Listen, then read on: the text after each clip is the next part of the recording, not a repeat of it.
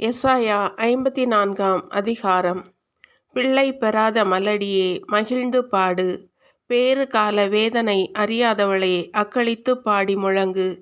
ஏனெனில் கைவிடப்பட்டவளின் பிள்ளைகள் கணவனோடு வாழ்பவளின் பிள்ளைகளை விட ஏராளமானவர்கள் என்கிறார் ஆண்டவர். உன் கூடாரத்தின் இடத்தை விரிவாக, உன் குடியிருப்புகளின் தொங்கு திரைகளை பரப்பிவிடு. உன் கயிறுகளை தாராளமாய் நீட்டிவிடு. உன் முனைகளை உறுதிப்படுத்து. வலப்புறமும் இடப்புறமும் நீ விரிந்து பரவுவாய். உன் வழிமரபினர் வேற்று நாடுகளை உடைமையாக்கிக் கொள்வர். பாழடைந்து கிடக்கும் நகர்களிலும் அவர்கள் குடியேற்றப்படுவர். அஞ்சாதே, நீ அவமானத்திற்குள்ளாக மாட்டாய். வெட்கி நாணாதே, இனி நீ இழிவாக நடத்தப்பட மாட்டாய். உன் இளமையின் மானக்கேட்டை நீ மறந்து விடுவாய். உன் கைமையின் இழிநிலையை இனி நினைக்க மாட்டாய்.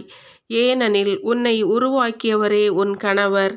படைகளின் ஆண்டவர் என்பது அவர்தம் பெயராம். இஸ்ரவேலின் தூயவரே உன் மீட்பர். உலகம் முழுமைக்கும் கடவுள் என அவர் அழைக்கப்படுகின்றார்.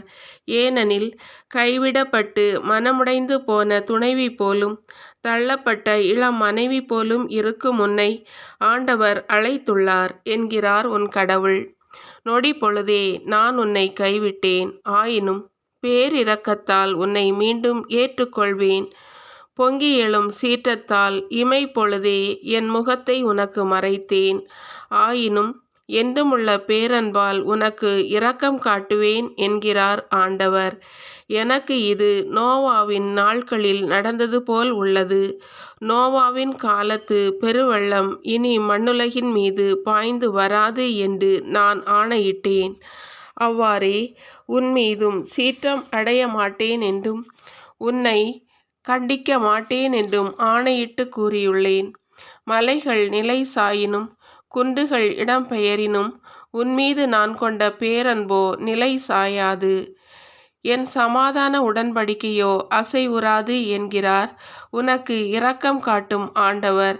துயருற்றவளே, சூறை காற்றால் அலைக்கழிக்கப்பட்டவளே, ஆறுதல் பெறாது தவிப்பவளே, இதோ மாணிக்க கற்களால் உன் அடித்தளத்தை அமைப்பேன். நீல கற்களால் உன் நிலைக்களத்தை நிறுவுவேன்.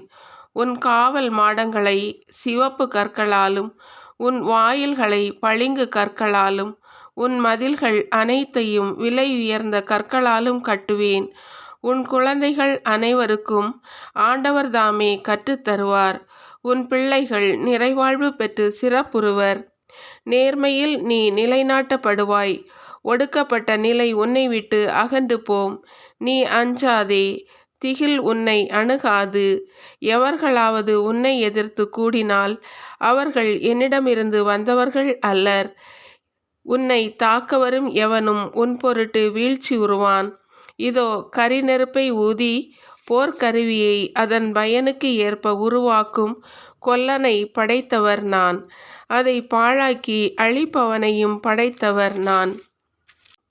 உன்னை தாக்குமாறு உருவாக்கப்பட்ட எந்த போர்க்கருவியும் நிலைத்திராது. உன்மேல் குற்றம் சாட்டி தீர்ப்பு சொல்ல எழும் எந்த நாவையும் நீ அடக்கிவிடுவாய். இவையே ஆண்டவரின் ஊழியர்களது உரிமை சொத்தும் நான் அவர்களுக்கு அளிக்கும் வெற்றியுமாய் இருக்கின்றன என்கிறார் ஆண்டவர்.